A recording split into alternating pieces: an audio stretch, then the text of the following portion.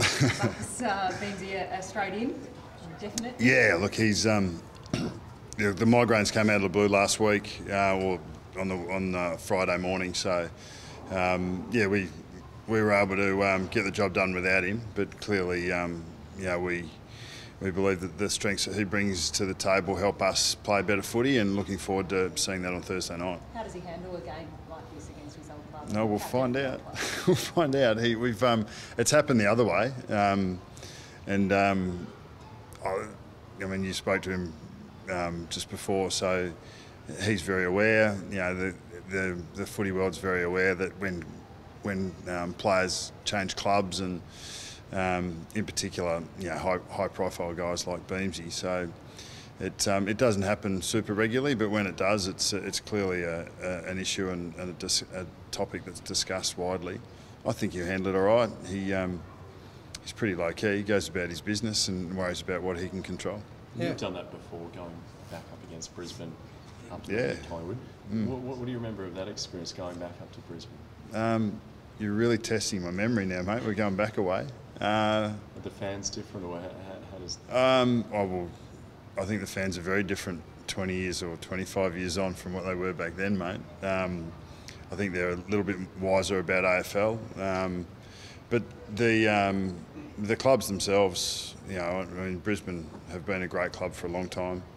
And I'm sure Beamsy would be in a very similar vein to me, respectful of the opportunity that you had to play at either club. So, yeah, I think there'll be a little bit in it for him, because clearly he would have made some, you know, really close mates, and still has some really close mates up at the club, on and off the field. So he carries that. His friendships and his connections there through the football experience are really important to him. So he probably carries that a little bit more strongly than others, and he'll feel it a little bit, but he'll know that he's got a job to do for us as well. You obviously don't want to be peaking in April, Nathan, but how far from your optimum have you been, do you think, so far? Don't know. We really can only really judge at him in retrospect. So, we've done enough to win 2 games clearly, and dropped a couple. So, and even the sides that we've played have been pretty well performed over the early part of the year. So, you really don't know where you're going to settle until the competition has a little bit more of a sample size. For us personally, I still think that we've got a lot of growth in us. I've probably said that consistently. This time last year I was saying we'll let our footy do the talking, and ultimately that's all that you can stand on.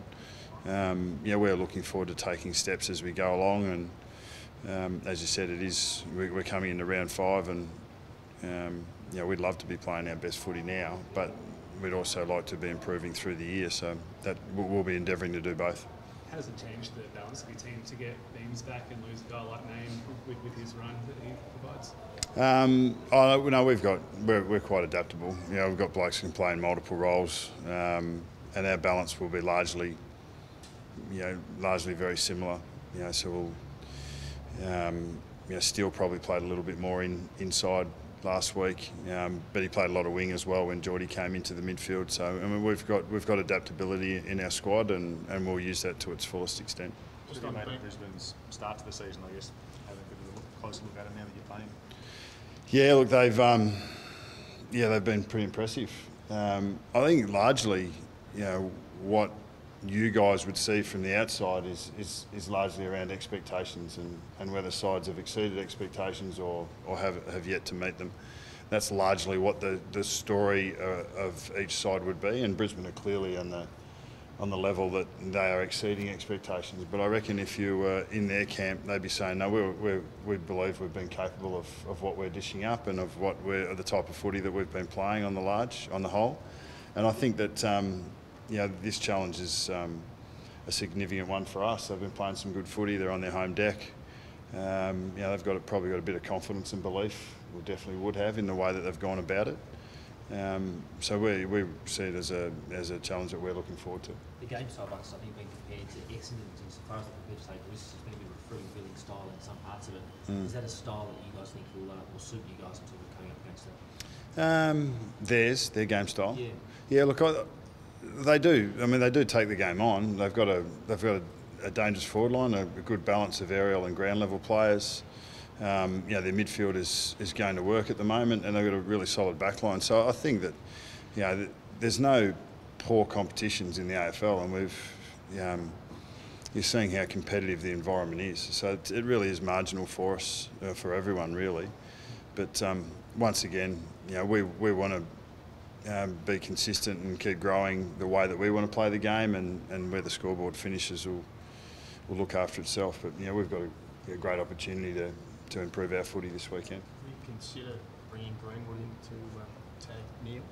Yeah, we'd consider that. But ultimately, as I think I've spoken quite often, the balance between how much stopping or how much defensive focus versus having a more balanced midfield that can do both for you, that'll be an ongoing challenge for us through the year.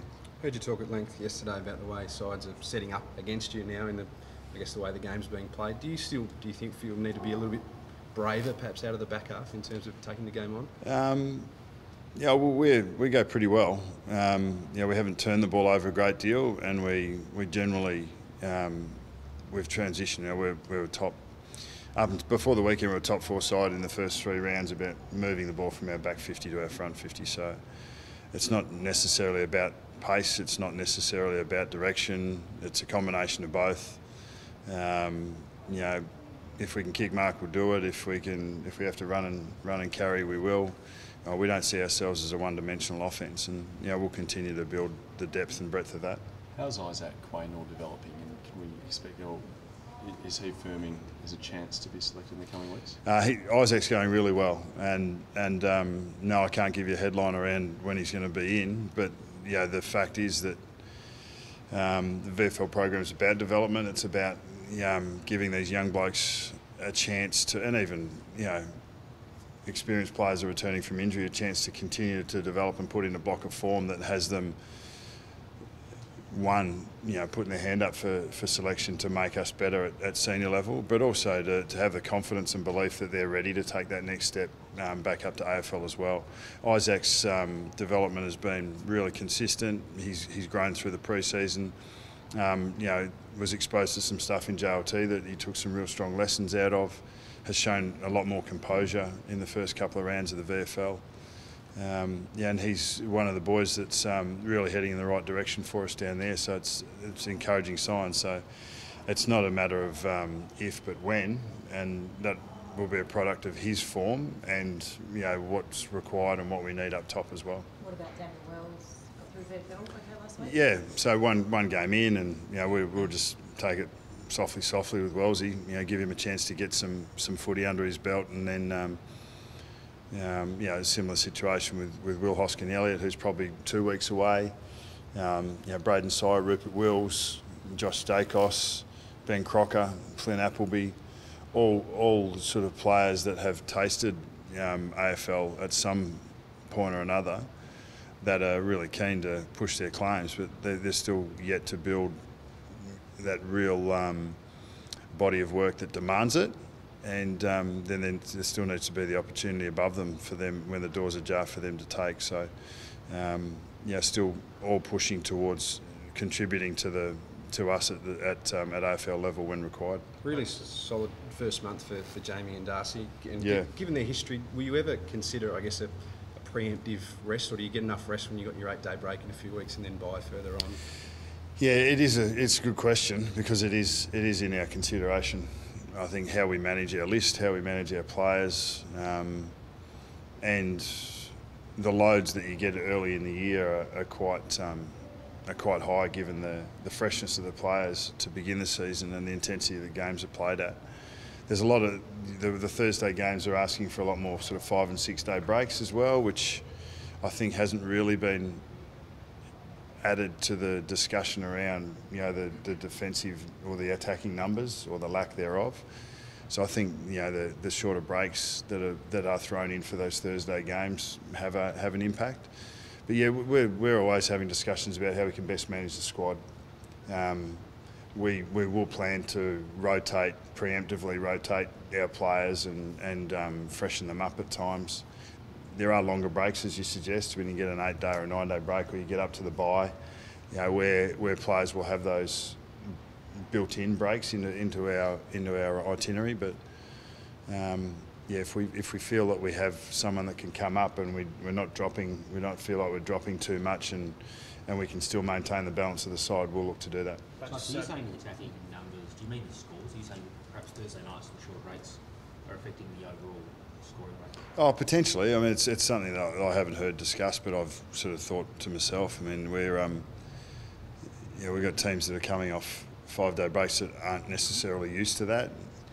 You know, when we go into or out of Anzac days with 4 or 5-day breaks, we know that has a significant impact on your capacity to back up. So we're seeing more 5s, more 6s than we have in the past because of those Thursdays, and the competition's been aware of that, but I don't think it's really been in the argument around what might be affecting the product. Yeah, there might not be enough evidence to make that conclusion either, but it's just something I haven't seen spoken about.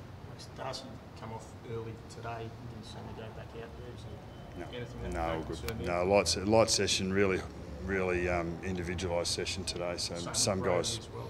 yeah, some guys did more than others, and largely off their loads over the last couple of weeks, and just we really didn't plan to do a great deal today, and it was as you saw, it was a pretty light session. And Taylor Adams might have copped the knock and come off with a bit of cut eye. Is he? And with a bit of steam coming out of his ears as well, but no, he'll be fine. Yeah. Cheers. Thank you. Thanks.